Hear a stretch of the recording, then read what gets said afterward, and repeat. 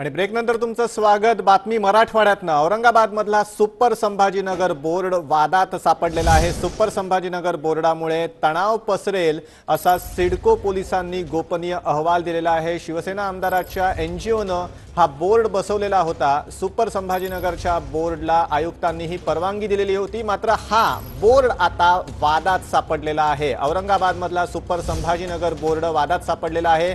या बोर्डामुळे तणाव पसरेल असा गोपनीय अहवाल सिडको कडून पोलिसांकडून देण्यात आलेला आहे।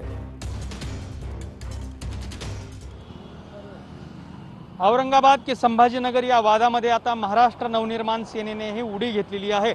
महाराष्ट्र नवनिर्माण सेनेने औरंगाबाद शहरामध्ये अशा स्वरूपाचे बॅनर लावलेले आहेत की ज्या बॅनरच्या माध्यमातून औरंगाबाद शहराचं नाव हे संभाजीनगर करा अशी मागणी केलेली आहे आणि यासाठी त्यांनी अल्टिमेटम सुद्धा दिलेला आहे। येणाऱ्या प्रजासत्ताक दिनापर्यंत औरंगाबाद शहराचं नाव संभाजीनगर करा, अन्यथा तयार रहा, आम्ही मनसे स्टाईल उत्तर देऊ अशा स्वरूपाचा इशारा सुद्धा महाराष्ट्र नवनिर्माण सेनेने दिलाय। या स्वरूपाचे बॅनर जे आहेत ते मनसेने संपूर्ण औरंगाबाद शहरात लावलेली आहेत आणि या बॅनरच्याच खाली नाव लिहिलेलं आहे की आव्हानकर्ता सुहास दासरथे, जिल्हाध्यक्ष मनसे यांच्या वतीने हे सगळे बॅनर लावण्यात आलेले आहेत।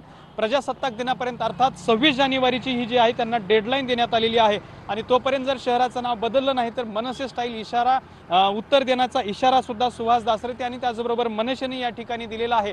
त्यामुळे मनसेने या वादात उडी घेतल्यामुळे हा वाद आणखी चिघळण्याची शक्यता निर्माण झालेली आहे। महानगरपालिकेच्या निवडणुका तोंडावरती आल्या की दरवेळेला औरंगाबाद शहरामध्ये शहराचं नाव बदलण्यावरून वादाला सुरुवात होते। तोच वाद आता पुन्हा एकदा या ठिकाणी रंगताना पाहायला मिळतोय आणि यावेळेला मात्र मनसेने या वादामध्ये उडी घेतलेली आहे। त्यामुळे आगामी काळात हा वाद चिघळण्याची शक्यता निर्माण झालेली आहे आणि त्याचबरोबर अशी बॅनरबाजी होत असल्यामुळे पोलिसांची सुद्धा डोकेदुखी वाढलेली आहे। त्यामुळे आगामी काळामध्ये मनसे 26 जानेवारी नंतर काय भूमिका घेते हे पाहणं महत्त्वाचं ठरणार आहे। कॅमेरामन अमित आडेसोबत दत्ता कनवटे, TV9 मराठी, औरंगाबाद।